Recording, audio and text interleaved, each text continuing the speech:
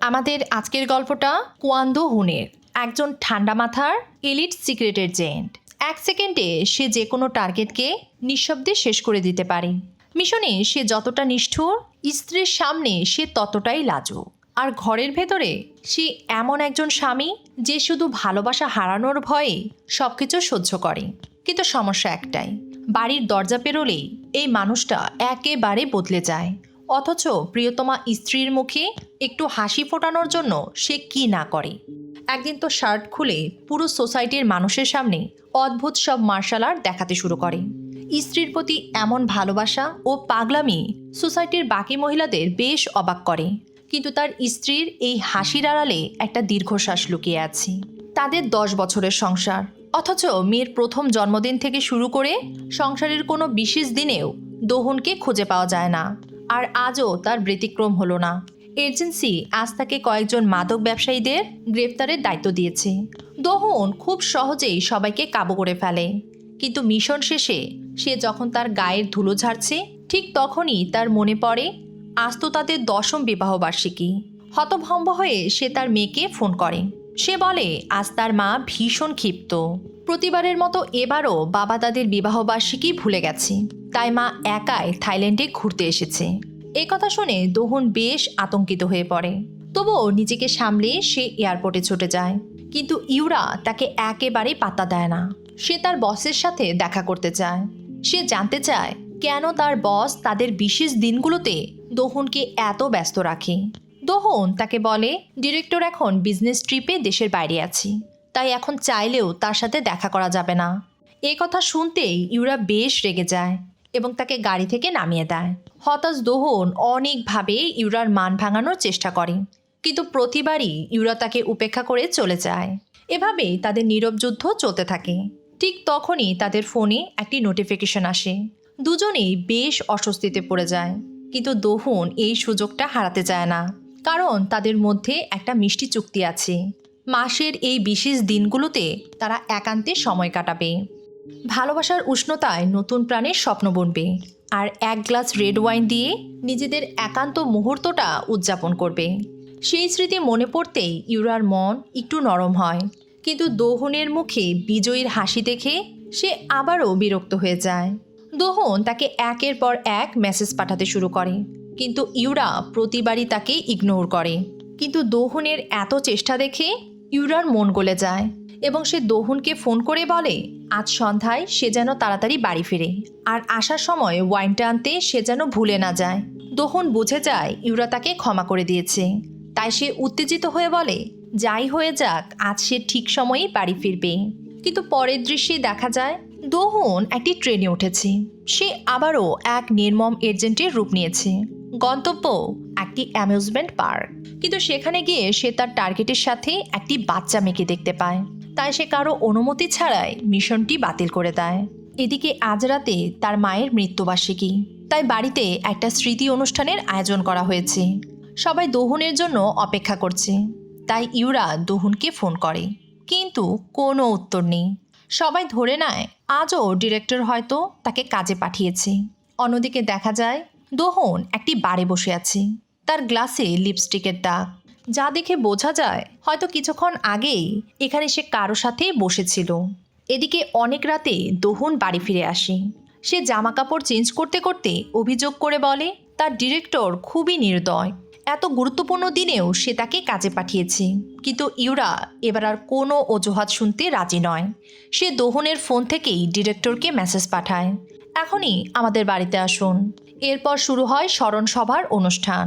পুরো পরিবার একসাথে কান্না করতে শুরু করে, কে কার থেকে কত জোরে কাঁদতে পারে।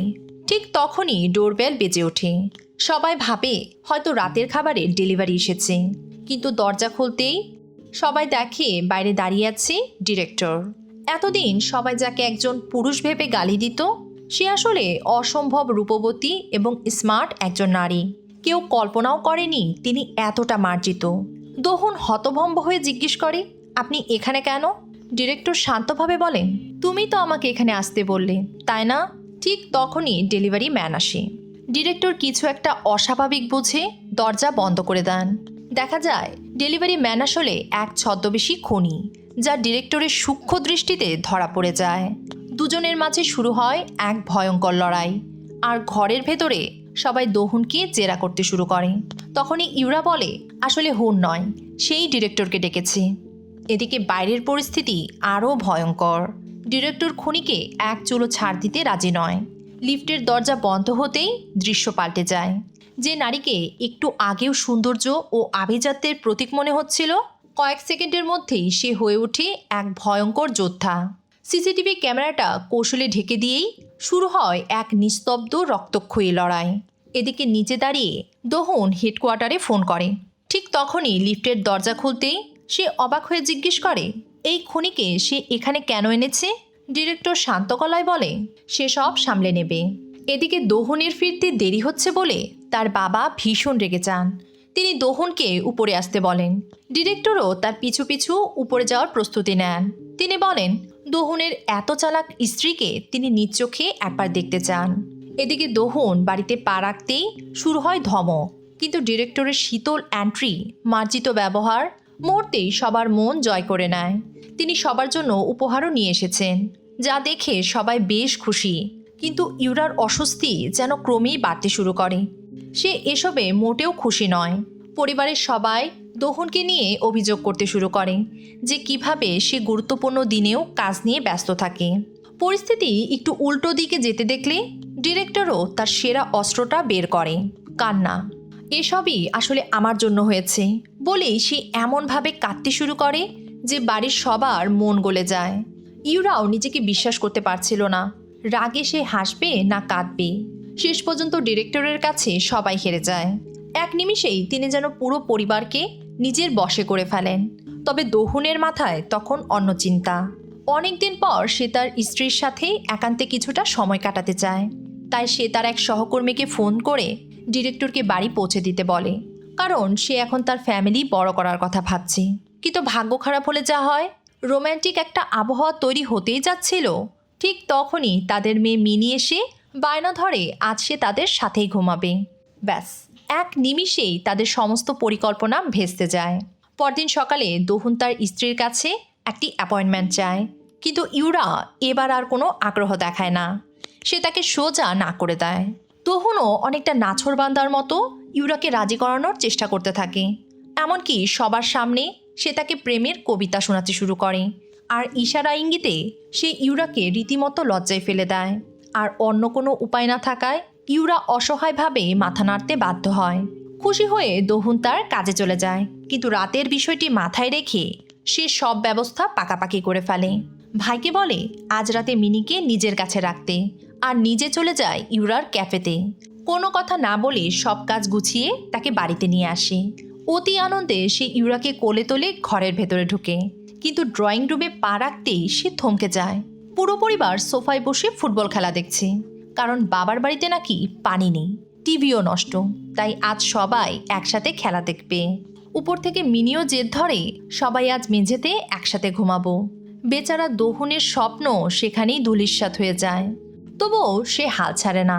স্ত্রীকে মেসেজ পাঠায় কাল তারা একসাথে একান্তে সময় কাটাবে। সময় ও ঠিকানা তাকে সে মেসেজ করে দেবে। এতে ইউরা রাজি হয়, কিন্তু এত কিছুর পরও তার পেশাদার জীবন তাকে শান্তি দিচ্ছে না। সংগঠন থেকে নতুন মিশন আসে, টার্গেটকে খতম করতে হবে। অদ্ভুতভাবে সেই টার্গেটও আছে একই হোটেলে। দূরবীন দিয়ে সে তার টার্গেটকে একবার দেখে, কাচের ছোট্ট একটি ছিদ্র করে, তারপর নিজের প্রিয় অস্ত্রটা বের করে নিশানা ঠিক করে। নিঃশ্বাস বন্ধ করে ট্রিগারে চাপ দেয়। একদম নিখুঁত শট। ওদিকে ইউরাও সময় মতো হোটেলে পৌঁছে যায়। রিসেপশনে যাওয়ার পথে হঠাৎই তার নজর পড়ে ডিরেক্টরের উপর। সন্দেহটা যেন আরও শক্ত হয়ে ওঠে, কিন্তু কিছু একটা ভেবে ইউরা তার সাথে কথা বলতে এগিয়ে যায়, কিন্তু ডিরেক্টর ততক্ষণে তাকে ফাঁকি দিয়ে চলে যায়। এদিকে দোহন হোটেল রুমটা পুরোপুরি সাজিয়ে ফেলেছে। মেঝে জুড়ে ছড়ানো গোলাপের পাপড়ি, আলো ছায়ার মধ্যে যেন এক নিখুঁত রোম্যান্টিক সেট আপ। হঠাৎ দরজার বেলটি বেজে ওঠে। আনন্দ মিশ্রিত এক উত্তেজনায় দোহন দরজার দিকে এগিয়ে যায়, কিন্তু দরজা খুলতেই তার মুখের হাসি যেন উবে যায়। তার সামনে দাঁড়িয়ে আছে ডিরেক্টর। দোহনের গায়ের পোশাক আর ঘরের সাজসজ্জা দেখে ডিরেক্টরও ঠান্ডা গলায় জিজ্ঞেস করে, সে কি তার স্ত্রীর সাথে দেখা করতে এখানে এসেছে? হুন সাথে সাথেই পরিস্থিতি সামলে নেওয়ার চেষ্টা করে। সবকিছু বুঝতে পেরে ডিরেক্টর তাকে বলে তার হাতে সময় খুবই কম। সংগঠন থেকে এক জরুরি মিশন এসেছে। টার্গেট 3 দিনের মধ্যে দেশ ছেড়ে পালাবে। এর আগেই তাকে শেষ করতে হবে। গোয়েন্দা তথ্য অনুযায়ী লোকটি হিউম্যান ট্রাফিকিংয়ের সাথে জড়িত। বিশেষ করে সে শিশুদের টার্গেট করে। তাদের কথা চলছিল, ঠিক এমন সময় ইউরা হোটেল রুমের দরজায় আসে। কিন্তু সে দরজা নক না করে কি কার্ড দিয়ে চুপচাপ দরজা খুলে ফেলে। আর ভেতরে ঢুকতেই সে হুন আর ডিরেক্টরকে একান্তে কথা বলতে দেখে ফেলে। এক মুহূর্তেই যেন সব ভেঙে পড়ে। হুন আতঙ্কিত হয়ে পরিস্থিতির ব্যাখ্যা দিতে শুরু করে। সে ইউরাকে অনুরোধ করে যেন সে তাকে ভুল না বোঝে। ইউরার চোখের পানি দেখে সে ডিরেক্টরকে কিছু বলতে বলে, কিন্তু ডিরেক্টরও যেন এক মুহূর্তের জন্য থমকে যায়। এমন পরিস্থিতিতে সে কি বলবে সে নিজেই বুঝে উঠতে পারছিল না। সমস্ত নীরবতা ভেঙে দিয়ে ইউরাই আগে কথা বলে। সে ডিরেক্টরকে নিচে গিয়ে একসাথে ড্রিঙ্কস করার আমন্ত্রণ জানায়। বারে বসে ইউরা আর একটা কথাও বলে না। দুজনেই একের পর এক গ্লাস শেষ করতে থাকে। একসময় ডিরেক্টর আর সহ্য করতে না পেরে প্রশ্ন করে, এভাবে আর কতক্ষণ চলবে? দোহন শুধুই আমার একজন সহকর্মী, এর বেশি কিছুই নয়। ইউরা নিজের আবেগ চেপে রেখে গ্লাসের পানীয় ডিরেক্টরের মুখে ছুঁড়ে মারে। ডিরেক্টর তাকে পাল্টা আঘাত করতে চাইলেও নিজেকে সামলে নেয়। আরেক গ্লাস শেষ করে ইউরা অবশেষে নিজের সিদ্ধান্ত জানায়। সে ডিরেক্টরকে বলে সে চাইলে দোহনকে তার সাথে নিয়ে যেতে পারে, কিন্তু তার পরিবারকে কাউকে নেওয়ার অনুমতি সে দেবে না। ইউরার কথায় ডিরেক্টর চিওনও হেসে ফেলে। ইচ্ছে করে সে ইউরাকে আরেকটু রাগিয়ে দেয়। সে বলে দোহন কিন্তু সত্যিই খুব ইমপ্রেসিভ, কিন্তু ডিরেক্টর সেই সাথে এও যোগ করে তবে হুন মোটেও তার টাইপের নয়। দরকার পড়লে সে তাকে বড়জোর ধার নিতে পারে, তবে সব সময়ের জন্য নয়। কথাটা যেন সীমা ছাড়িয়ে যায়। ইউরা রাগে ফেটে পড়ে আর চিৎকার করতে শুরু করে। এসব দেখে ডিরেক্টর হেসে ফেলে এবং পরে সত্যটা সে খুলে বলে। দোহনের সাথে তার এত বছরের কাজের সম্পর্ক, মিশন, দায়িত্ব সবকিছু। আর এই আন্তরিক ব্যাখ্যার পর অবশেষে দুই নারীর মধ্যকার ভুল বোঝাবুঝি দূর হয়। এদিকে হোটেল রুমে দোহন অপেক্ষা করতে করতে প্রায় পাগল হয়ে যায়। সে তার স্ত্রীকে ফোন করে, কিন্তু কোনো রেসপন্স না পেয়ে সে ডিরেক্টরকে ফোন করে। কি হচ্ছে তা জানতে চায়। ডিরেক্টর তাকে শান্ত গলায় উপদেশ দেয়, এমন স্ত্রী সহজে পাওয়া যায় না। সে ইউরাকে যথেষ্ট সময় ও মূল্য দিতে বলে। তাদের এই কথাগুলো বাথরুম থেকে ফিরে আসার সময় ইউরাও শুনে ফেলে। সে চুপচাপ ডিরেক্টরের পাশে বসে পড়ে, মাথা নিচু করে আর কিছুক্ষণের মধ্যেই ঘুমিয়ে যায়। পরদিন মিশনের সময় দোহন তার স্ত্রীর ফোন পায়। ইউরা খুব নরম ইঙ্গিতপূর্ণ কণ্ঠে কথা বলে। আজ রাতে যেন সে তাড়াতাড়ি বাড়ি ফেরে। আজ তারা একসাথে রেড ওয়াইন পান করবে। দোহন সাথে সাথে বুঝে যায় এর মানে কি। ঠিক তখনই টার্গেটকে একটি রেস্টুরেন্টে দেখা যায়। তার সাথে কয়েকজন শিশুও রয়েছে। দোহন তাদের অনুসরণ করে একটি গির্জায় যায়। সেখানে জানা যায় টার্গেট একজন যাজক। দোহন কাছের একটি হোটেলে রুম নেয়। খুব যত্ন করে সে অস্ত্র অ্যাসেম্বল করে। জানালা দিয়ে গির্জার দিকে নিশানা করে। ঠিক টিগার টানার মুহূর্তে একটি ছোট্ট মেয়ে সামনে চলে আসে। দোহন সাথে সাথেই অপারেশন থামিয়ে দেয়।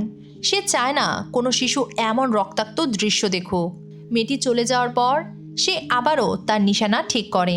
ঠিক তখনই তার ফোনটি বেজে ওঠে। ডিরেক্টর জানায় পরিকল্পনা বদলে গেছে। বাধ্য হয়ে দোহন তার অস্ত্র গুছিয়ে সরে যায়। আর তার কিছুক্ষণ পর সেই যাজকও গির্জা থেকে বের হয়। অন্যদিক থেকে এক বিদেশি লোকও তার দিকে এগিয়ে আসে। কিছু বুঝে ওঠার আগেই হঠাৎই সে তার বন্দুক বের করে তাকে সেখানেই হত্যা করে। অন্যদিকে সেখান থেকে বেরিয়ে দোহন তার মেয়ে মিনির স্টেজ পারফরমেন্স দেখতে চলে আসে। সেখানে ওই বিদেশি লোকটির সাথে তার দেখা হয়।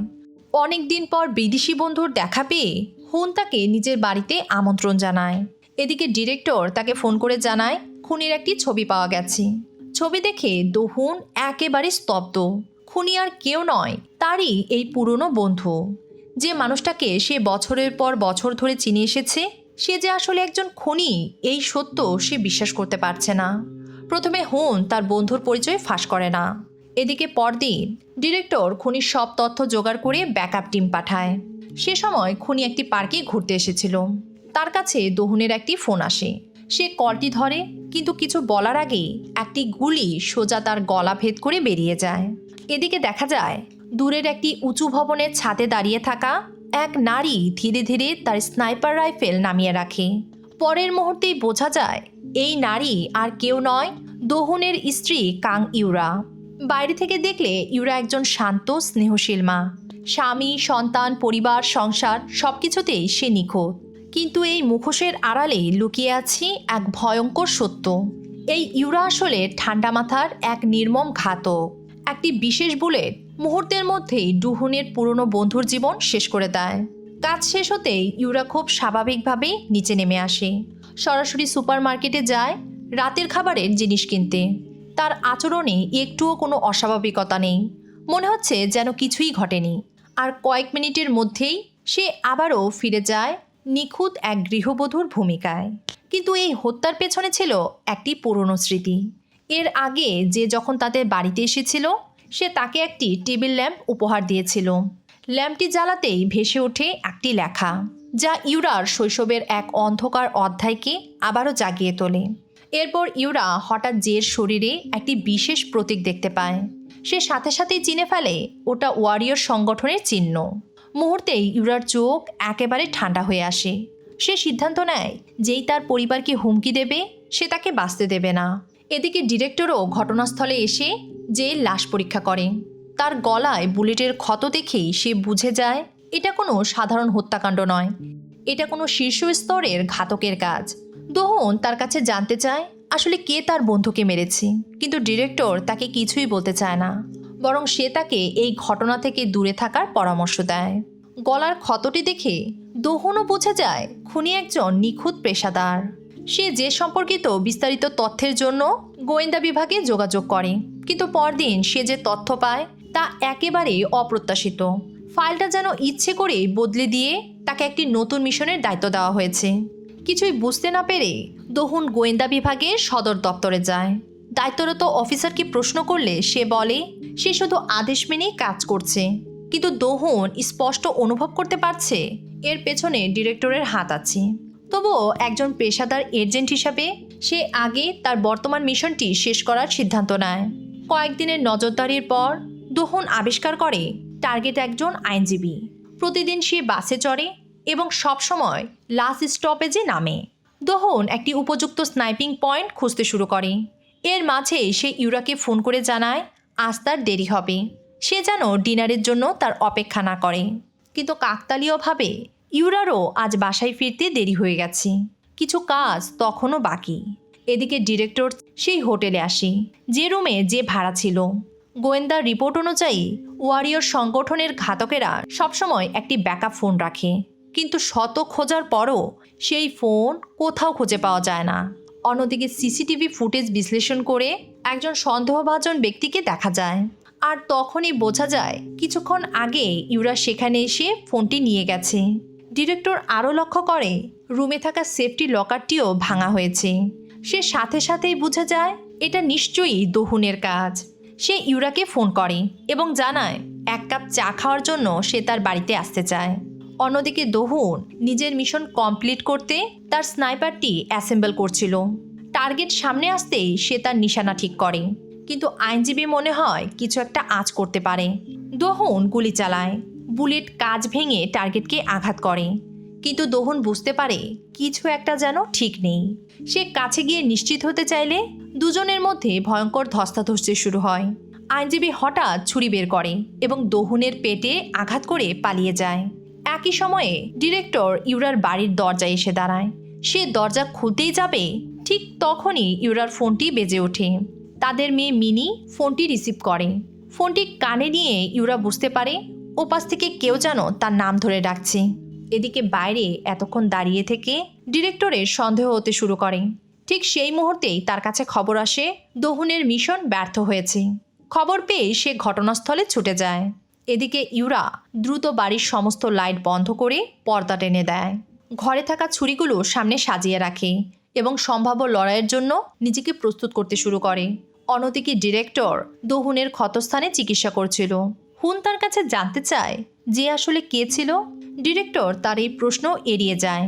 সে তাকে মিশন সম্পর্কিত বিস্তারিত প্রশ্ন করতে শুরু করে, কিন্তু যখন সে জানতে পারে টার্গেট ছিল আসলে একজন আইনজীবী, এ কথা শুনতেই তার মুখের ভাব যেন হঠাৎই বদলে যায়। সে তাকে যে এবং আইনজীবীর কেস থেকে দূরে থাকতে বলে সেখান থেকে চলে যায়। দোহনের সন্দেহ হয় ডিরেক্টরও যেন কিছু একটা লুকাতে চাইছেন। পরদিন দোহন গোপনে সেই আইনজীবীর বাড়িতে ঢোকে। সেখানে সে একটি সেফটি লকার খুঁজে পায়, কিন্তু সে জানতো না আইনজীবী আগে থেকেই তার জন্য ওত পেতে আছে। লকারটি নিয়ে সে যখন তার বাড়ির পার্কিংয়ে চলে আসে, হঠাৎই একটি বন্দুক এসে তার মাথায় লাগে। তাকে জিম্মি করে আইনজীবী প্রশ্ন করে তার বাড়ি থেকে আনা লকারটি কোথায়।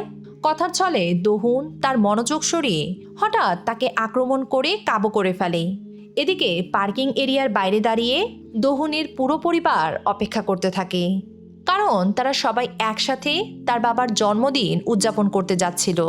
কিন্তু দোহন তাদের কাউকেই গুরুত্ব না দিয়ে গাড়ি চালিয়ে সেখান থেকে চলে যায়। দোহন এমন আচরণে সবাই হতভম্ব হয়ে দাঁড়িয়ে থাকে। কেউ বুঝতেই পারে না আসলে ঠিক কি হলো।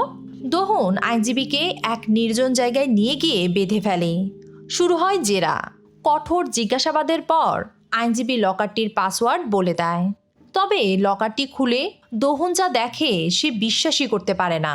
ভেতরে ছিল একটি হিট লিস্ট, আর সেই তালিকায় ক্লায়েন্টের নাম দেখে দোহন একেবারে স্তব্ধ হয়ে যায়।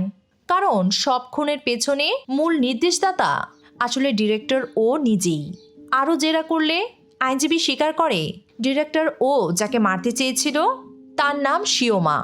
এবার দোহন ডিরেক্টরের মুখোমুখি হয়ে সত্য জানার চেষ্টা করে, কিন্তু সে ভীষণ চালাক। সে কিছুই পরিষ্কার করে না। দোহন আবারও সেই আইনজীবীর কাছে ফিরে যায়, কিন্তু ততক্ষণে অনেক দেরি হয়ে গেছে। লোকটাকে আগেই মেরে ফেলা হয়েছে। দোহন তখনও জানে না যে এই হত্যার আদেশও দিয়েছে ডিরেক্টর ও নিজেই। সে আইনজীবীর জামা খুলে পরীক্ষা করে, কিন্তু সেখানে কোনো সন্দেহজনক কিছু নেই। আর কোনো উপায় না পেয়ে দোহন তাড়াহুড়ো করে বাবার জন্মদিনের অনুষ্ঠানে চলে যায়। পরিবারের সবাই বিশেষ পোশাক পরে একসাথে আনন্দ করে, খাওয়া দাওয়া করে, আর পার্টি শেষে সে সবাইকে বাড়ি পৌঁছে দেয়। কিন্তু ফিরে আসার সময় হুন বুঝতে পারে যে তার ফোনটা গাড়িতে ফেলে এসেছে। ফোন আনতে সে আবারও পার্কিং লটে যায়, আর ইউরা মিনিকে নিয়ে উপরে উঠে যায়। কিন্তু দরজার সামনে আসতেই হঠাৎ এক অচেনা লোকের সাথে তার দেখা হয়। গভীরভাবে খেয়াল করলে সে বুঝতে পারে লোকটি আসলে সেই সংস্থার একজন অ্যাসেসিন, যেখানে ইউরা ও সে একসাথে ট্রেনিং নিয়েছিল। লোকটা একসময় ইউরাকে খুব ভালোবাসতো, কিন্তু ইউরা তাকে কখনো পাত্তা দেয়নি। আর ওদের সেই সংস্থার সবচেয়ে কঠিন ট্রেনিংয়ের নিয়ম একটাই, বাঁচতে হলে অপরকে মারতে হবে। আর লোকটার মুখের ওই দাগটা আসলে ইউরাই তাকে দিয়েছিল। সে ধীরে ধীরে ইউরার দিকে এগিয়ে আসে। ঠিক তখনই লিফটের দরজা খুলে যায়, আর একজন সুপ্রশিক্ষিত এজেন্ট হিসাবে দোহনের ইনস্টিং সাথে সাথে তাকে বিপদ সংকেত দেয়। সে সাথে সাথেই লোকটাকে দেয়ালে আঁচড়ে ধরে এবং তার পরিচয় জিজ্ঞেস করে। এদিকে নিজের পরিচয় ফাঁস হয়ে যাওয়ার ভয়ে ইউরা দৌড়ে এসে হুনকে থামতে বলে, কিন্তু দোহন তাকে ছাড়ে না। হুনকে শান্ত করতে হঠাৎই ইউরা বলে ওঠে, সে আমার কাজিন, আমার সাথে দেখা করতে এসেছে। ইউরা আর দোহন দুজনেই একেবারে স্তব্ধ। পরিস্থিতি সামলাতে হুন হেসে ফেলে এবং লোকটাকে জড়িয়ে ধরে, বলে, ভাই আপনি ভেতরে আসুন। উপরে উঠে ইউরা লোকটার দিকে রাগী দৃষ্টিতে তাকিয়ে থাকে। সবাই ঘুমিয়ে পড়ার পর সে একটি কলম হাতে নিয়ে লোকটার ঘরের দরজার সামনে আসে। সে তাকে হুমকি দিয়ে বলে সে যেন তার পরিবার থেকে দূরে থাকে। লোকটি বলে সে এখানে কোনো ঝামেলা করতে আসেনি। যতদিন ইউরা যে রেখে যাওয়া অসমাপ্ত মিশনটা শেষ করতে তাদের সাহায্য করবে, ততদিন তার পরিবার নিরাপদ থাকবে। কথাগুলো শুনে ইউরা ভেতরে ভেতরে একেবারে ভেঙে পড়ে। পরদিন ভোরে লোকটি তার দলের লোকদের ফোন পেয়ে চুপচাপ চলে যেতে চায়, কিন্তু দরজা খুলতেই দেখে হুনের পুরো পরিবার সেখানে দাঁড়িয়ে। তারা তার জন্য বিশাল ভোজের আয়োজন করেছে। হুনের বাবা তাকে নিজ হাতে খাইয়ে দেয়।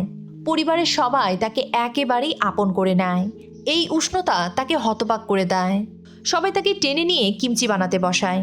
ছোট ভাই তাকে মাংস কিনতে নিয়ে যায়। এসব দেখে ইউরা বেশ চিন্তিত হয়ে পড়ে।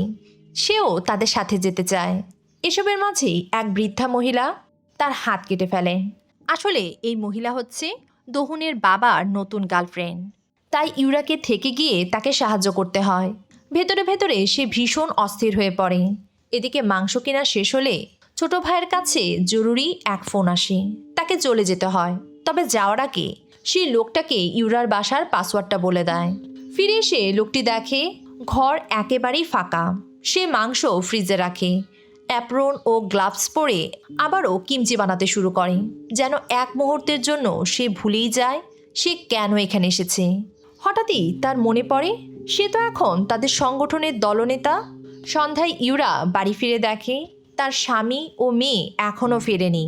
ফোন করে সে জানতে পারে দোহন সেই লোকটাকে মিনিকে স্কুল থেকে আনতে পাঠিয়েছে। ইউরা আতঙ্কিত হয়ে বাইরে ছুটে যায়, দেখে লোকটা মিনিকে নিয়ে বাসায় ফিরছে। সে মিনিকে ঘুম পাড়িয়ে নিঃশব্দে বাইরে বেরিয়ে আসে। তারপর হাতে একটি স্ক্রুড্রাইভার নিয়ে লোকটার ঘরের দিকে এগিয়ে যায়। এদিকে ঘরের ভেতরে লোকটি মিনির আঁকা একটি ছবি দেখে হাসছিল, যা সে উপহার হিসেবে পেয়েছিল। ইউরা ঝাঁপিয়ে পড়ে তাকে আক্রমণ করে, কিন্তু বহু বছর গৃহবধূ হয়ে থাকায় সে আর আগের মতো লড়াই করতে পারে না। লোকটি একটি ভিজিটিং কার্ড ছুড়ে দিয়ে বলে বাটারফ্লাই নামের এক অবসরপ্রাপ্ত অ্যাসাসিনকে মারতে হবে, আর পরিবারকে সুরক্ষিত রাখতে তার হাতে আর কোনো বিকল্প নেই। এদিকে ডিরেক্টর ওর ব্যাপারে তদন্ত করতে গিয়ে দোহন বাটারফ্লাই সম্পর্কে জানতে পারে। ডিরেক্টর ওকে যে ওয়ারিয়র সংগঠন ট্রেনিং দিয়েছিল, বাটারফ্লাই ছিল তারই মেন্টর। অন্যদিকে মিশন সহজ করতে ইউরা নিজের খরচে পুরো পরিবারকে শহরের বাইরে ঘুরতে পাঠায়, কিন্তু দোহন কাজের জন্য শহরেই থেকে যায়। ইউরা এবার নিজেই শিকারে নামে। সে বাটারফ্লাইকে ট্র্যাক করতে শুরু করে। প্রতিদিন সে কোথায় যায়, কার সাথে দেখা করে, কোন রাস্তায় হাঁটে, সব কিছুই সে ধীরে ধীরে ম্যাপ করে ফেলে আর খুঁজে বের করে হত্যার জন্য সবচেয়ে উপযুক্ত জায়গা। সেই রাতেই ইউরা চুপি চুপি বাটারফ্লাইয়ের বাড়িতে ঢুকে পড়ে। সে তাকে তার বিশেষ বুলেটটি বের করে দেখায়। বুলেটের গায়ে খোদাই করা বিশেষ চিহ্ন দেখেই বাটারফ্লাই বুঝে যায় ইউরা আসলে তারই সাবেক অধীনস্থ এজেন্ট 27।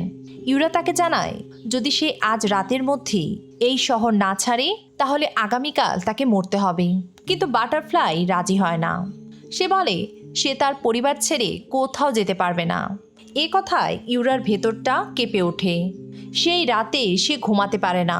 সে আলতো করে নিজের স্বামীর মুখে হাত বুলিয়ে দেয় আর মনে মনে ভাবতে থাকে যদি একদিন তার পরিবার জানতে পারে যে সে আসলে কে, তখন কি হবে। পরদিন ভোরে বাটারফ্লাই ডিরেক্টর ওর গাড়িতে উঠে এবং বলে এজেন্ট 27 আমার সাথে দেখা করতে এসেছিল। ডিরেক্টর ও স্তব্ধ হয়ে যায়। তার চোখের সামনে ভেসে ওঠে শান্ত নিষ্ঠুর সে মেয়েটার মুখ, যাকে সে সংগঠনে দেখেছিল। এরপর বাটারফ্লাই একটি স্কুলের সামনে দাঁড়িয়ে থাকে। সে তার মেয়ের বেরিয়ে আসার অপেক্ষা করছিল। হঠাৎই একটি গুলি এসে তাকে আঘাত করে। দূর থেকে এই দৃশ্য দেখে দোহন একেবারে স্তব্ধ হয়ে যায়, কারণ গুলিটা সে চালায়নি। সে সাথে সাথেই আশেপাশের বিল্ডিংগুলো স্ক্যান করে সম্ভাব্য স্নাইপার খুঁজতে থাকে। হঠাৎই তার স্কোপে একটি পরিচিত অবয়ব ধরা পড়ে। স্কোপ অ্যাডজাস্ট করতেই তার শরীর একেবারে জমে যায়। এ তো তার স্ত্রী কাং ইউরা। একই সাথে ইউরাও বোঝা যায় যে স্নাইপার তাকে দেখছে সে তারই তথাকথিত অকেজো স্বামী। দুজনেই অবিশ্বাসের সাথে একে অপরের দিকে তাকিয়ে থাকে। ইউরা সাথে সাথেই সরে যায়, অস্ত্র গুটিয়ে নেয় এবং পালিয়ে যায়। দোহন আরও নিশ্চিত হতে বিপরীত দিকের ওই বিল্ডিংয়ে ছুটে আসে, কিন্তু পৌঁছানোর আগেই ইউরা উধাও। ইউরা তখন তাইয়োর গাড়িতে করে দ্রুত গতিতে পালাচ্ছে। তার ফোন বারবার বেজে উঠছে, স্বামীর ফোন, কিন্তু সে ফোন ধরার সাহস পায় না। সে যখন তাইয়োর গোপন ঘাঁটিতে পৌঁছে তাইও তার দিকে একগাদা ছবি ছুড়ে দেয় আর পেছনের সত্যটা জানায় সেই সময় এই ছোট ছোট শিশুদের হত্যার আদেশ দিয়েছিল ডিরেক্টর ও নিজেই। ইউরা একেবারেই স্তব্ধ। তখন কোরিয়ায় বিদেশি গুপ্তচরে ভরে গিয়েছিল, আর এদের মোকাবেলা করতে সরকার তৈরি করেছিল গোপন হান্টিং অর্গানাইজেশন, যারা দেশ জুড়ে অনাথ শিশুদের অপহরণ করে এনে তাদের দিয়ে নির্মম ও অমানবিক সব ট্রেনিং করাতো, আর যারা ট্রেনিংয়ে ব্যর্থ হতো তাদের নীরবে হত্যা করা হতো। এভাবেই প্রতিদিন চলতো এই ব্রেন ওয়াশ আর সার্ভাইভাল ট্রেনিং। পরে নতুন সরকার জোট গঠনের পর সেই গোপন সংগঠন ভেঙে ফেলার নির্দেশ আসে। সংগঠনের সব সদস্যদের একে একে শিকার করে মেরে ফেলা হয়, কিন্তু শিশুদের প্রতি এই নিষ্ঠুরতা সহ্য করতে না পেরে অর্গানাইজেশনের কেউ একজন সেই সময় গোপনে তাইও আর ইউরাকে পালাতে সাহায্য করেছিল। আজ ওই প্রতিশোধ নিতেই সে ফিরে এসেছে। সব কথা শেষ হলে সে ইউরাকে জানায় তাদের পরবর্তী টার্গেট ডিরেক্টর ও। চলে যাওয়ার আগে সে ইউরার হাতে একটি ফাইল দিয়ে বলে এর মধ্যেই লুকিয়ে আছে তার স্বামীর আসল পরিচয়। এদিকে দোহন বাটারফ্লাইয়ের অবস্থান ও আঘাতের কৌণিক বিশ্লেষণ করে বুঝে যায় গুলি আসলে ইউরা চালায়নি, আসল খনি ছিল অন্য জায়গায়। ঠিক তখনই হেডকোয়ার্টার থেকে তার কাছে একটি মেসেজ আসে। এবার টার্গেটের তালিকায় রয়েছে তার স্ত্রীর কাজিনের নাম। অন্যদিকে ইউরা দ্বিধায় পড়ে যায় সে আসলে দোহনের ফাইলটি খুলবে কি না, কিন্তু শেষ পর্যন্ত সে নিজেকে আটকাতে পারে না। ফোল্ডার খুলে সে জানতে পারে তার তথাকথিত অকেজো স্বামী আসলে দেশের জন্য কাজ করা একজন গোপন এজেন্ট। প্রতিদিনের মতো আজও দোহন বাড়িতে ফিরে দেখে ইউরা কিচেনে রান্না করছে, যেন কিছুই হয়নি। এক মুহূর্তের জন্য দুজনেই বুঝতে পারে না কিভাবে তারা একে অপরের মুখোমুখি হবে। তাদের এই দূরত্ব তাদের মেয়েও যেন বুঝতে পারছে। পরদিন সকালে দোহন জানতে পারে ইউরা ডিরেক্টর ওর সাথে দেখা করতে একটি অনুষ্ঠানে গেছে। সেখানে তাদের দেখা হয়, কথা হয়, কিন্তু ফিরে যাওয়ার আগে সে ডিরেক্টর ওকে বলে সে জানে দোহন আসলে দেশের জন্য কাজ করে। ডিরেক্টর বিভ্রান্ত হয়ে পড়ে। হঠাৎই তার চোখের সামনে আবারও ভেসে ওঠে শান্ত নিষ্ঠুর সেই মেয়েটির মুখ। এবার সে বুঝে যায় ইউরাই আসলে সেই পালিয়ে যাওয়া এজেন্ট 27, যাকে সে একসময় বাঁচিয়েছিল। সে দ্বিধায় পড়ে যায় সে কি দোহনকে এই সত্যটা জানিয়ে দেবে। এদিকে দোহন হেডকোয়ার্টারের মাধ্যমে তাইয়োর ফোনের লোকেশন ট্র্যাক করে। সে ও ইউরা আলাদা আলাদা পথে তাকে খুঁজতে শুরু করে। অন্যদিকে তাইও মিনিকে নিয়ে বাইরে আগুন পোহাচ্ছিল। সে ইউরার পাঠানো একটি মেসেজ দেখে ভাবে এটা বুঝি পরিবারের নিরাপত্তার শর্তে দেওয়া কোনো নির্দেশ। কিছুক্ষণ পর তার কাছে আবারও সেই একই মেসেজ আসে। তখন সে বুঝতে পারে ইউরা আসলে ভুল বুঝছে। সে ভাবছে হয়তো তার কাজিনই তার দত্তক বাবা মাকে মেরেছে, কিন্তু সত্যটা ছিল একেবারে ভিন্ন। তাইও যখন সেখানে পৌঁছেছিল তখন তারা মৃত অবস্থায় মাটিতে পড়েছিল। সেদিন ঘটনাস্থলে তাইও সন্দেহজনক একজনকে সেখানে দেখেছিল, কিন্তু সে তাকে ফলো করেনি, কারণ সে চায়নি এমন কোনো ঘটনা ঘটুক যা সবার দৃষ্টি আকর্ষণ করবে এবং সংগঠন ইউরাকে আবারও খুঁজে বের করবে। এরপর মিনি বলে সে কিছু খেতে চায়, তার খুব ক্ষুধা পেয়েছে। তাইও তাকে বলে সে যেন ছোটাছুটি না করে এখানেই বসে থাকে, সে খাবার কিনে নিয়ে আসছে। এদিকে ইউরা বাসায় ফিরে দেখতে পায় বাড়ির আউটডোরে তখনও লাইট জ্বলছে। ভেতরে ঢুকতেই সে দেখে দরজার সামনে তার মেয়ের স্কুল ব্যাগটি রাখা। সে ভীষণ চিন্তিত হয়ে পড়ে, কিন্তু জানালা দিয়ে তাকাতেই সে বাগানে মিনিকে দেখতে পায়। ইউরা দৌড়ে গিয়ে মেয়েকে শক্ত করে জড়িয়ে ধরে। এদিকে মিনি ভাবে তার মামা হয়তো তার মাকে নিয়ে এসেছে। আজ সে ভীষণ খুশি, তার মামা তাকে খেলতে নিয়ে এসেছিল। তারা সারাদিন খুব মজা করেছে। ইউরা সাথে সাথেই দোহনকে ফোন করে জানায় সে তাদের মেয়েকে খুঁজে পেয়েছে। কিছুক্ষণ পর তাইও খাবারের একটি বক্স নিয়ে ফিরে আসি, কিন্তু দেখে মিনি সেখানে নেই। হঠাৎই তার চোখে পড়ে কাং ইউরা ও মিনি দূরে দাঁড়িয়ে তাকে দেখছি। এক মুহূর্তে সে বুঝে যায় এই খাবার আর মিনিকে দেওয়া হলো না। হঠাৎ দোহন ছুটে এসে তাইওকে জোরে এক ঘুষি মারে এবং কড়া ভাষায় তাকে হুঁশিয়ারি দেয় আমার পরিবার থেকে দূরে থাকবে। তাইও তাকে থামিয়ে শান্তভাবে জিজ্ঞেস করে তোমার পরিবার বলতে কি এজেন্ট 27কেও বোঝায়? সে ধরে নিয়েছিল দোহন হয়তো ইউরার আসল পরিচয় জানে না, কিন্তু দোহনের মুখের অভিব্যক্তি দেখেই সে বুঝে যায় সে আসলে ভুল ভাবছিল। দোহন মিনিকে তার ভাইয়ের কাছে থাকতে পাঠিয়ে দেয়। স্বামী স্ত্রীর মাঝে তখনও অনেক অজানা প্রশ্ন রয়ে গেছে। দুজন একসাথে বাড়ি ফিরে আসি, কিন্তু দুজনেরই ইনস্টিংক্ট একসাথে জানান দেয় যেন কিছু একটা হতে চলেছে। দোহন খুব সাবধানে ঘরের দরজা খোলে, আর ঠিক তখনই দুজন আত্মঘাতী তাদের উপর ঝাঁপিয়ে পড়ে। কিন্তু অবিশ্বাস্য সমন্বয়ে স্বামী স্ত্রী দুজনেই মুহূর্তের মধ্যে তাদের কাবু করে ফেলে। দোহন দেখছিল ইউরা ঠিক আছে কিনা। ঠিক তখনই দরজার বেলটি বেজে ওঠে। দোহনের বাবা এসেছে। দুজনই আতঙ্কিত হয়ে পড়ে। তারা তাদের ঘর পরিষ্কার করতে শুরু করে। বাবা দরজার পাসওয়ার্ড দিতে দিতে ইউরা তার ঘরের স্লাইডিং পার্টিশনটা বন্ধ করে দেয় এবং বলে সকাল থেকেই এটা ঠিকঠাক কাজ করছে না, মনে হচ্ছে সারাতে হবে। শেষ পর্যন্ত দরজা খুলে বাবা ভেতরে ঢুকে দেখে ঘর পুরো এলোমেলো। দোহন অচেতন অ্যাসাসিনদের বেঁধে রাখে এবং গোপনে হেডকোয়ার্টারে ফোন করে ক্লিন আপের ব্যবস্থা করতে বলে। লিভিং রুমে বাবা ধরে নেয় দুজনের মধ্যে ঝগড়া হয়েছে। দোহন ব্যাখ্যা দিতে গিয়ে কেমন যেন জড়িয়ে যায়, তার কোনো কথাই বিশ্বাসযোগ্য মনে হয় না। তখন ইউরা পরিস্থিতি সামলে নেয়। সে বলে, দোহন আপনার কাছ থেকে শিখেছে যে কিভাবে ব্যক্তিগত বিষয়গুলো গোপন রাখতে হয়। এ কথা শুনে বৃদ্ধ বাবা লজ্জায় পড়ে যায়, কারণ তার ওই নতুন গার্লফ্রেন্ডের কথা সেও তাদের কাছে গোপন করেছিল। সুযোগ বুঝে দোহন তার বাবাকে কিছু রাইস বল খাইয়ে দেয়, আর এই সুযোগে তারা অ্যাসাসিনদের সরিয়ে ফেলে। পরদিন সকালে দোহন ঘুম থেকে উঠে দেখে ইউরা আগেই বেরিয়ে গেছে। তবে যাবার আগে সে একটি মেসেজ রেখে গেছে, আমি একটি কাজে বের হলাম, শেষ করে দ্রুতই ফিরে আসব। ইউরা বন্দুক হাতে তাইয়োর সামনে এসে দাঁড়ায়, কিন্তু সে তাকে হত্যা না করে প্রশ্ন করে, সমস্ত ঘটনার মাস্টারমাইন্ড আসলে কে? ঠিক তখনই ইউরা একটি নতুন আদেশ পায়, মন্ত্রীকে হত্যা করতে হবে। এদিকে নির্ধারিত একটি জায়গায় গোয়েন্দা সংস্থার ডিরেক্টর এবং মন্ত্রী দুজনেই উপস্থিত হয়। ইউরা পাশের আরেকটি ভবনে অবস্থান নেয় এবং সেখানে লুকিয়ে থাকা এক স্নাইপারকে সে হত্যা করে। হঠাৎই মন্ত্রী তার হাত দিয়ে ইশারা দেয়, আর সাথে সাথেই গুলির শব্দ শোনা যায়। কিন্তু ডিরেক্টর তখনও অক্ষত। চারপাশ স্ক্যান করে ইউরা বুঝতে পারে তাইও গুলিবিদ্ধ হয়েছে।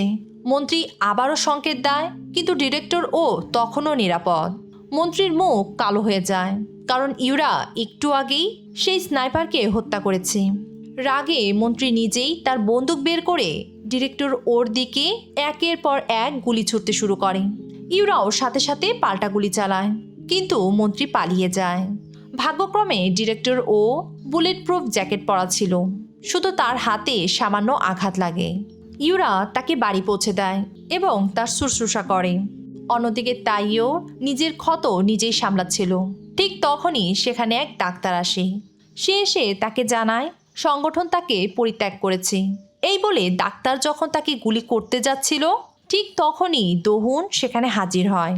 সে তার বন্দুক দিয়ে ডাক্তারকে আঘাত করে এবং তাইওকে বাঁচায়। তাইও দোহনকে সতর্ক করে বলে, এই মুহূর্তে ইউরা ভীষণ বিপদে আছে, কারণ সংগঠনের শেষ টার্গেট সেই। দোহন আর এক মুহূর্ত দেরি না করে তার স্ত্রীকে বাঁচাতে ছুটে যায়, আর ইউরা সংগঠনের হেডকোয়ার্টারে ঝাঁপিয়ে পড়ে। তার একটাই লক্ষ্য, নিজের পরিবারকে রক্ষা করতে যত অ্যাসাসিন আছে সবাইকে শেষ করা। লড়াইয়ের এক পর্যায়ে ইউরা বুঝতে পারে সে আসলে দোহনেরই সহকর্মীদের মুখোমুখি হয়েছে, কিন্তু তারা কিছু বুঝে ওঠার আগেই আরেকটি সশস্ত্র দল সেখানে ঢুকে এলোপাথারি গুলি চালাতে শুরু করে। সংখ্যায় কম আর চারিদিক থেকে আক্রমণ হওয়ায় তারা প্রায় পরাস্ত হতে যাচ্ছিল। ঠিক তখনই দোহন সেখানে এসে পৌঁছায়। তারপর তারা একসাথে লড়াই করে, সব আক্রমণকারীদের একেবারে শেষ করে দেয়। পরদিন দোহন ডিরেক্টর মুখোমুখি হয় এবং জানতে পারে এই পুরো হামলার পেছনে ছিল সেই মন্ত্রী। সব কিছু শেষ করতে দোহন নিজেই ব্যবস্থা নেওয়ার সিদ্ধান্ত নেয়। অন্যদিকে তাইও মিনির স্কুলে যায়। চলে যাওয়ার আগে সে মেয়েটিকে একবার দেখতে চেয়েছিল। দূরে দাঁড়িয়ে ইউরা সব কিছু লক্ষ্য করলেও কোনো প্রতিক্রিয়া দেখায় না। এদিকে দোহন জানতে পারে মন্ত্রী তার সব পাবলিক ফাংশন বাতিল করেছে। ক্ষমতাশীল লোকেদের সুরক্ষার নামে তাকে এক গোপন জলপথ দিয়ে অন্যত্র পাঠিয়ে দেওয়া হচ্ছে। দোহন বন্দরে গিয়ে তাকে আটকে দেয়, কিন্তু সেখানে সে মন্ত্রীর এক লোকের মুখোমুখি হয়। লোকটি দোহনকে তার পরিবারের ছবি দেখিয়ে হুমকি দেয়। পরিস্থিতির চাপে পড়ে দোহন বাধ্য হয়ে তাকে ছেড়ে দেয়। সব কিছু শেষ হয়ে গেলে দোহন তার চাকরিও ছেড়ে দেয় এবং তার পরিবারকে সময় দেওয়ার সিদ্ধান্ত নেয়। দোহন ও ইউরা পারিবারিক সুরক্ষার কথা চিন্তা করে তারা তাদের কর্মক্ষেত্র ছেড়ে থাইল্যান্ডে ফিরে আসে। সেই পুরনো শহর, সেই পুরনো স্মৃতি। তারা ইউরার দত্তক বাবা মায়ের সমাধিতে শ্রদ্ধা নিবেদন করে এবং একসাথে একটি ক্যাফে খোলে। সেই রাতে তারা শহরের সেই রেস্টুরেন্টে গিয়ে বসে যেখানে তাদের প্রথম দেখা হয়েছিল, আর রোমন্থন করতে থাকে তাদের ভালোবাসার মিষ্টি স্মৃতিগুলো। তো বন্ধুরা, এই ছিল আমাদের আজকের গল্প।